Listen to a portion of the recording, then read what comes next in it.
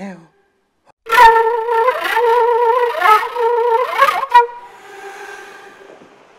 y a Zlozlo, Grugru, Cranaz, Trotz, Gromuk, Zazaf,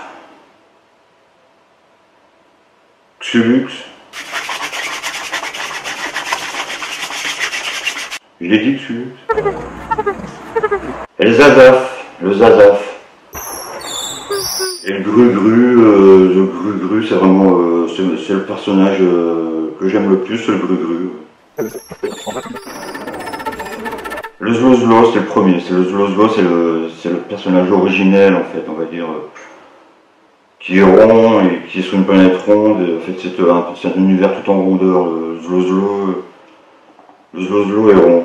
Enfin, mes personnages sont souvent ronds, faut dire, hein, avec des têtes rondes.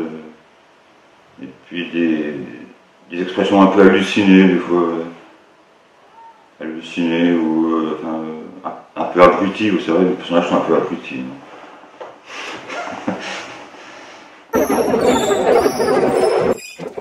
Donc voilà, puis je commence par la BD, donc j'ai fait de la BD, j'ai fait un fanzine à Lyon qui s'appelle Incroyable Zlozlo, donc le Zlozlo, on était plusieurs dessinateurs. Sur ce fanzine, tiré à 1000 exemplaires, il y a eu 4 numéros. Il y a une période de ma vie où j'avais un peu le blues en fait, donc c'est pour ça que je me suis mis à dessiner des personnages qui vivaient dans des univers un peu fermés, où l'histoire se répétait sans arrêt, comme des espèces de boucles, des boucles sans fin. Il y avait des toutes petites cases qui suivaient, qui pouvaient être lues très vite, mais sans texte, avec un décor toujours minimaliste et un peu vu sous forme de fable ou de petites tranches de vie, sur un mode un peu quand même dark, un peu. C'était assez désespéré, quoi, assez noir d'ailleurs, c'était des images noir et blanc avec beaucoup de noir, dans un univers un peu sans pitié, quoi. Zlozlo, il n'avait pas une vie facile sur sa planète Zlozlo, surtout qu'il était tout seul, donc ça aide pas, quoi. Et puis après, quand j'ai évolué, quand j'ai changé, mon travail a évolué en même temps. Je suis passé de petits dessins un peu avec des histoires un peu glauques, quoi, glauques, sombres, à des univers avec des visuels plus colorés, plus simples en même temps, dépouillés, plus positifs, quoi, parce que c'est ceux qui ont évolué dans ma vie. Donc j'ai réussi à mettre des couleurs et certaines formes de poésie, peut-être.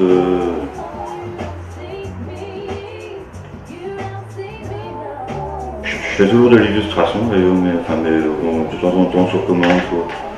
Illustration, BD, je fais des affiches, des flyers sur mon demande, mais sinon je m'éclate plus depuis pas mal d'années à faire de la peinture, quoi.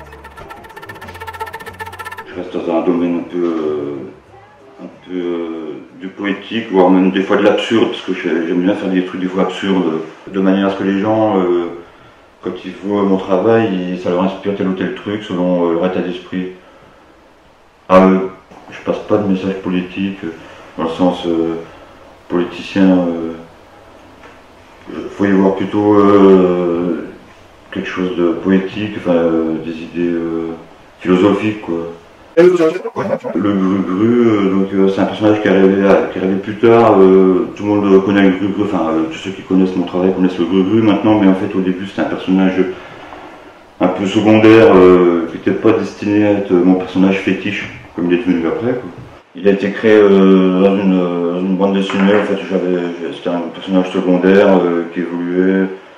Personnage sympathique en fait, qui évoluait, mais sans grande importance dans l'histoire, et puis après je l'ai redessiné, et puis c'est un personnage qui plaît beaucoup, qui plaît aux enfants, qui plaît aux adultes, donc après je l'ai décliné sur beaucoup d'objets dérivés, t-shirts, impression 3D.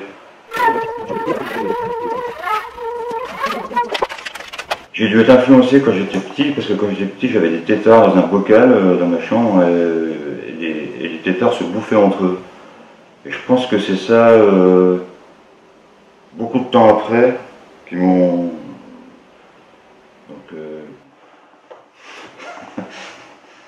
Voilà, coupé.